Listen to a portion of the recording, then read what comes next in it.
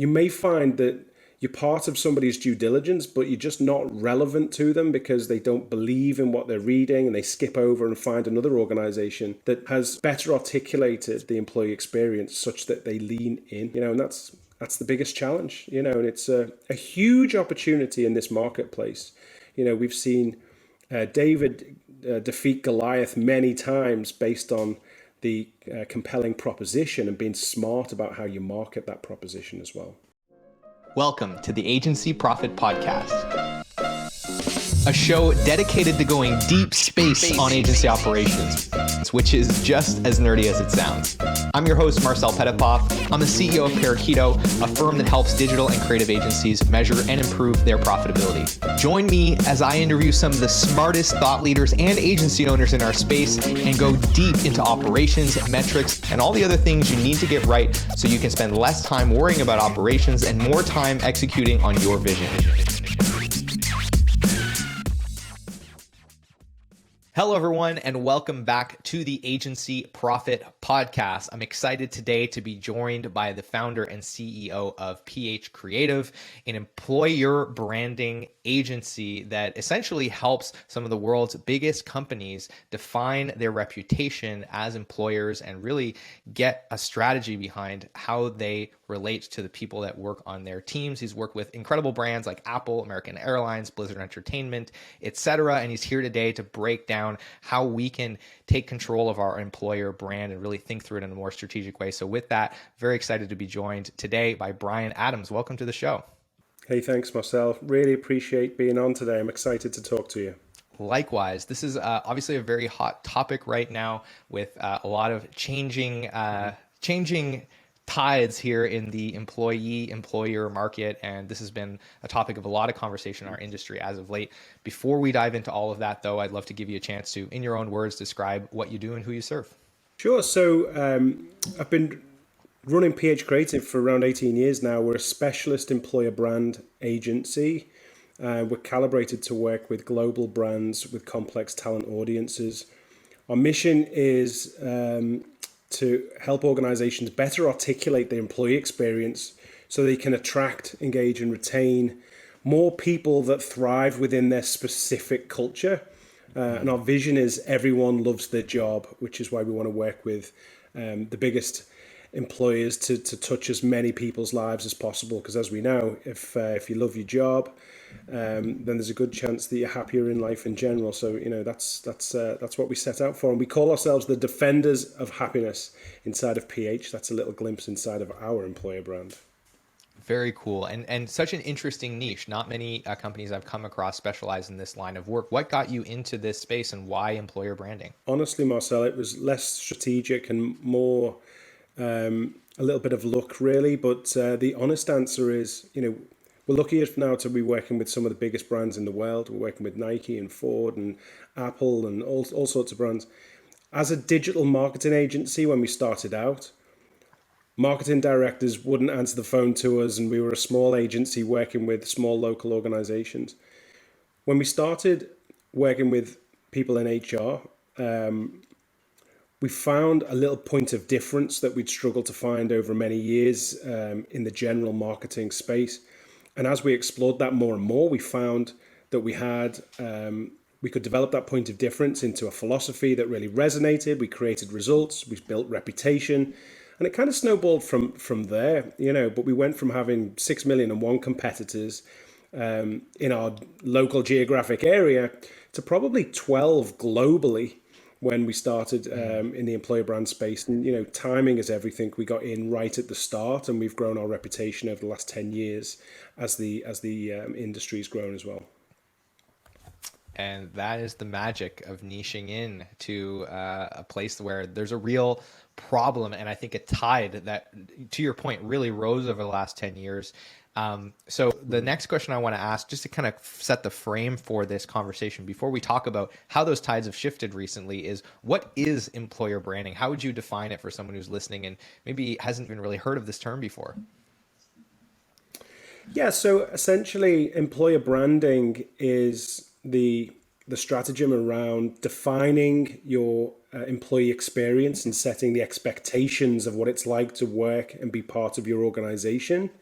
And what that does is it helps you cultivate a reputation as an employer. So it's split into three areas: reputation, set an expectation, and then managing the experience. They're the three layers of employer brand strategy. So this is totally out of left field, but recent Elon Musk email about everybody has to come back to the office. Is that good or bad employer branding? My take is he's being clear, at least. So there's that. What's your take? Well, clear and simple. There's a lot of value there, and I'm an Elon Musk fan. I think what he's done is incredible.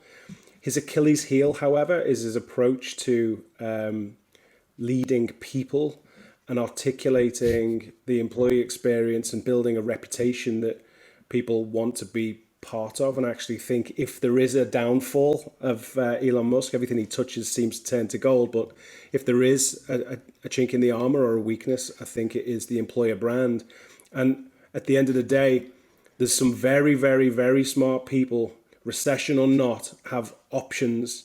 And there's a lot of organizations that are very keen to hire that talent. So I think it's a very risky strategy, and he may live to regret those words. It's interesting. I heard somebody recently show a graph that showed the pace of change in technology and as it relates to the business landscape and how exponential that is, and made it, I think, a very compelling point to where very soon the competitive advantage for most businesses will be their ability to adapt. And I think we saw that in COVID.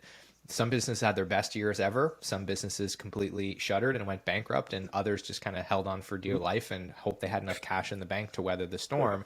But the ones that were able to, within a week or two, adapt their business model, their people were organized in such a way that they could be flexible, they won. They won big. And so I think there is a compelling case there for trying to approach the mechanics of employment such that there's more flexibility.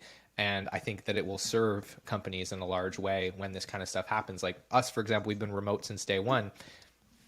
I woke up, the pandemic happened, absolutely nothing changed about our day-to-day execution. It was just fine. We were just kind of like, it felt like I was watching it on TV, but I wasn't living it. It was really an interesting experience. I digress. Yeah. I want to talk a little bit about some of the specific symptoms, Bryan, that some of our listeners might be experiencing that would indicate to them that they need to be listening closely to this conversation and perhaps paying a little bit more attention to how they're thinking about their employer brand. So what's interesting right now is as pandemic or no pandemic, the great resignation or not, you touched on something really interesting there, that most organizations are going through a period of transition and change. They're digitizing, they're transforming over to a much more tech forward environment, which is making for a really interesting place in the marketplace, and it's creating demand far beyond, I think, that we can actually comprehend. Which tells me that there's going to be a lot of demand, and specifically in certain sectors like tech, that demand is only going to get harder to meet. So the need to articulate the employee experience with absolute clarity has never been more important. But actually, it's more than that. We need to be able to, it's not good enough to be a great company. You have to be great at articulating why you are a great company. What we're finding with our approach to employer brand is we need to lean in to answer the fundamental question that people want answered as a candidate and need to be reminded of as an employee. Do I have what it takes to thrive at that organization? And once I understand what that sacrifice, commitment, harsh reality, adversity looks like, is it worth it? And candidates are researching 6 to 8 hours before deciding whether to apply for a role. They really care about this stuff. And the biggest downfall for most organizations is they talk about the sunny side of the truth, the rainbows and unicorns aspect of why it's fantastic to work at your organization. But what we neglect to lean into is, all right, what's it really like? What do I need to know when things are going to be tough? I'm going to be stretched. how do we deal with stress, and what sort of resilience and character and capability does it really take to find purpose, impact, and belonging in your organization? If you haven't got those answers to that question, you may find that you're part of somebody's due diligence, but you're just not relevant to them because they don't believe in what they're reading, and they skip over and find another organization that has better articulated the employee experience such that they lean in. And that's the biggest challenge, and it's a huge opportunity in this marketplace. We've seen David defeat Goliath many times based on the compelling proposition and being smart about how you market that proposition. I think that that's a really, really important point, and I've seen it happen lots. I have a friend who's struggling with this. They have had an incredible amount of growth in their company the last year or so. They're now, at this scale where they've got a C-suite, and they've had a ton of turnover this year. And I think a big part of that reason is because the HR team has been tasked with selling jobs. Like, they're given a timeline and, hey, you need to fill these roles. And so they've become salespeople. And I think it has really obfuscated the reality of what it's like to work at this company. And it's not a good or a bad thing. There's just a reality of the type of culture that they have. And there are certain kinds of people who love working there and do really well. And there are a lot that feel like they got fooled, and they come in and they hang on for 6 months and then they just churn out. And it's been a really expensive and cumbersome problem that I think, to your point, could have been solved had there been more intentionality created to really being transparent. And I agree that it creates trust, right? When you can be candid about, here's what we're really good at, here's some areas of the business that are not that mature or not that organized or are just not that taken care of, or that we just don't have answers for. And that's why we want to hire you, so that you can help with this stuff. I think there's a lot of trust that gets created by just being an open book about the reality of what's going on at the business. I really like that. So what are some other things that employers might be feeling that tells them, hey, I've got to double down here and pay a little bit more attention to my employer brand? So, I mean, you touched on a couple there. If people are if people leave within the first 100 days, that's a huge red flag. Expectations are not being set. If people have been there for a while and they leave, then that tells you that something culturally is changing, something's diluted, or, you're not meeting expectations, and something needs to be done there.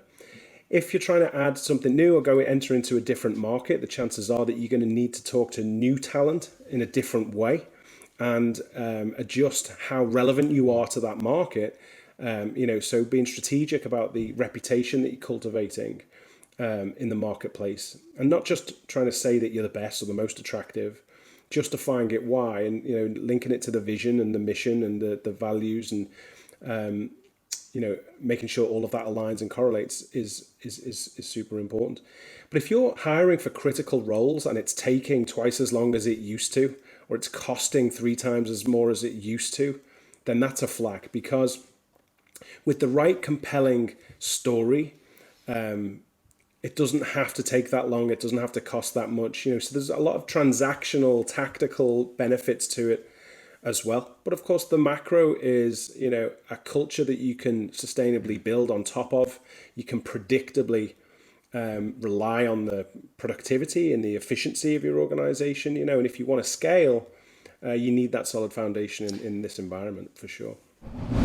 Hey, it's Marcel here, and I hope you're enjoying the episode so far. If you are, then I want to encourage you to check out the Agency Profitability Toolkit. It's a free set of resources that we've put together to help agency owners just like you improve their profitability. It's full of free checklists, templates, and training videos, and has helped thousands of agencies get better at measuring the essentials of their business. So if you want to grab a free copy of that, you can head to parakeeto.com/toolkit, or look for a link wherever you're watching or listening to this. With that, I want to thank you again for tuning in, and I'll let you get back to the episode.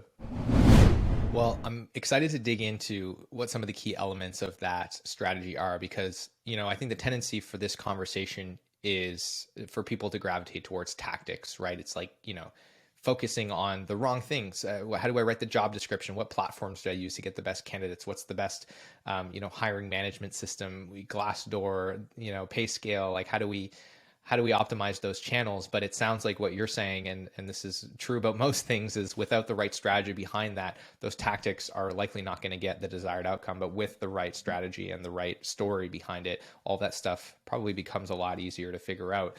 So that leads us to the give and get framework. This is the core thesis behind a lot of what you're doing at PH Creative. What is it, and what are the key components of it? So conventional employer branding is essentially about putting your best foot forward and talking about the strengths, the benefits, and the opportunities of your organization. And it makes a lot of sense. It's been lifted and shifted from marketing, and it works to a degree. The difficulty with that is the more attractive you are from an external perspective, the more applicants you get, and they're not all qualified, and they're not all relevant, and you can't hire them all. So straight away, your candidate experience is put at risk. Your recruitment team or your one HR person who's drowning under all those applications doesn't know where to start, and it can be a challenge. We believe that employer branding is more of less of a magnet to attract and more of a smart filter. And if you get this right, more people should be repelled from your organization than compelled towards you. And essentially, the give and get is exactly what it sounds like, and it's like, look, if you're willing to give the organization these things, and that might be like we work with Apple, and I'll give you an example. There isn't a great work-life balance at Apple. You basically have to leave your soul at the door, and you need to commit your life to Apple, and that's the end of it, really. But not a lot of people are willing to do that. And that's okay. And they should be upfront about that. And in fact, they are. But some people that thrive at Apple, they'll code for 14 hours a day. They'll go home and they'll carry on coding because they love it and they're obsessed. You're surrounded by the smartest people you'll ever met. And in 6 to 9 months, you'll find out just how capable you are. You'll reach your potential faster than you ever thought possible. And the icing on the cake there is there's a good chance you'll see your own work in the hands of millions of people every day. Now, that's a compelling argument to the right person. Most people run for the hills. Like, I'm not working 18 hours days, and I'm not going to give up my weekends and sweat blood and tears. But some people thrive in that environment. At Apple, one of the biggest companies in the world, they're also one of the most unstructured organizations. It's built on relationships. So if you need structure and you need hierarchy, and you're not comfortable working in the gray, then Apple's not for you. So Apple's very clear on why you shouldn't join Apple, as much as they are clear on why you should. But it's not designed to be an advert to attract as many people as possible. It's honed, it's clear, and it's specific enough to design to attract the people that are going to thrive. And essentially, that is the give and get philosophy. It's a two-way value exchange. And of course, every employment contract is a two-way value exchange. So that makes perfect sense to me. And I love that framework of if you're willing to give this and you're willing to get this. And funny story, I actually used to work for Apple myself. I was a little bit insulated because I was in like a channel sales team, but we would go to headquarters a couple times a year for meetings. And I remember noticing one day, every day that I would go into the office, there was a Fisker car parked in a space and it did not move for 3 days. And so only one thing could be true there. Like the person who owned that vehicle had been at the office for 3 straight days. And I think what you're saying is absolutely true. You got to pour your soul into it, but the impact that you can have is astronomical. And I think there is a lot of legitimacy, just like with Elon being clear about these are the requirements, but this is the impact that you might be able to have. You might be able to colonate Mars and actually give the human race a chance to survive after we destroy this planet that we've been living on for the last few hundred years in such a way that's unsustainable. That's really fascinating. So when it comes to crafting that narrative, what are some of the mistakes that you see people make that we should be trying to avoid, or some of the key tenets to getting it right? So one big thing, which is super fascinating to me, is a lot of the time an employer brand, it's thought in order to be authentic, it needs to be a very true representation of the snapshot of today in the organization. And the failure is to neglect. There's three views when you're researching an employer brand. There is the employee view, and that's the warts and all snapshot of the reality of today. And that's really important for an authentic employer brand. But then there's two others. And the leadership view, that will tell you the aspirational version of the truth, a glimpse of what the organization should look like tomorrow, because typically the leaders are forward facing and they spend their time thinking about the future. And the third one is the market view. What do you need to calibrate against, and what do you need to differentiate from, and how are you going to craft something to make you more relevant to the talent audience than your competitors? Now, the mix of those three things is where the insights and the magic lies. And it's a complete myth that you can't be both authentic and aspirational at the same time. Now, a good employer brand should be a sharp tool to drive the organization forward, and it's okay to set expectation of how the organization is going to change and what those demands and expectations are going forward. And it's also an opportunity to leave some of that culture and some of those behaviors behind, because what got you here won't get you there. And in a world where organizations are transforming and transitioning at such a rate, that agility within that framework is really important. So the biggest thing there is balancing the reality of today with the aspiration of tomorrow in an authentic way. And so it sounds like there's probably some kind of a process, which I would imagine you teach in both in the engagements with clients, but as well in some of these employee brand strategy sprints, which our audience should know about. These are things that you're running every couple of months, where in 2 weeks, for a few $100s, people can consume all of the best practice around actually getting through this exercise of creating an employer brand using these frameworks and these structures. And it sounds like the lesson here is this is a process, not an event. This is something that needs to be living and collecting information from different stakeholders in the organization so that it remains authentic and true, as opposed to being treated like something that we can create and then essentially let drive the business for several years at a time without going back to revisit it. Am I wrong about that? No, you probably articulated better than I could have done. But a big part of being strategic and using these models that we've honed over the last 10 years is 99% of good employer brand is alignment with the business. It needs to be aligned with the priorities of the business strategy. It needs to be aligned with the vision, the mission, the purpose, the values, and it needs to harness the magic that people find with the existing employee experience and the aspiration of where people are trying to get to. So the models we've put in the sprint are designed to help you think differently and shortcut to the value that you've got to get to in order to make sure your employer brand is effective and useful to the business. And for the same reasons we wrote the book and gave away our blueprint to the agency philosophy, we're doing this sprint to better serve organizations that perhaps can't afford the corporate fees of going through a big process with a big agency like us.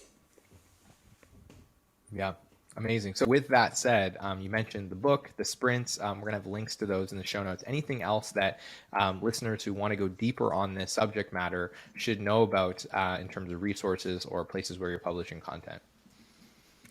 So we've just started a brand new newsletter on our website called The Digital Hug.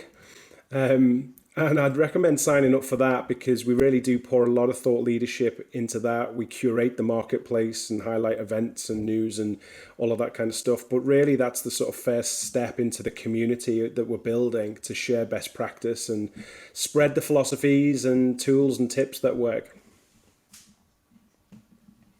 Awesome. So for those of you listening, scroll down in the show notes. We'll have links to all of those resources, the newsletter, the information on the brand strategy, employer brand strategy sprint, and the book as well.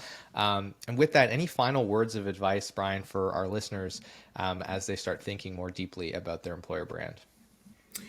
Yeah, so regardless of the size of your organization, you have an employer brand. It's kind of like thinking you can choose to be on social media or not. If other people are talking about you, you're on social media. Employer brand and organizations are the same.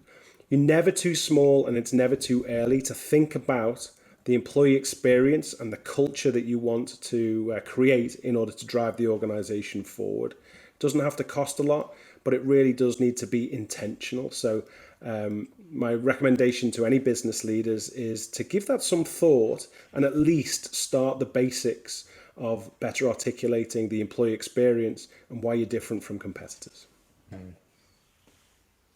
I think that's a great insight. And I think my takeaway from listening to this is when that story is clear about what you expect people to give you and what you hope to give them in return, all these other questions that I think we over-index on, the benefits packages and the salaries and the work from home versus in the office versus this, that, the other thing, like all of these more tactical questions now have a filter that they can pass through that I think really will lead to better outcomes. And so you've got my wheels spinning and lots of things for me to go back and chew on and think about, and really appreciate you coming on and sharing this wisdom with our audience.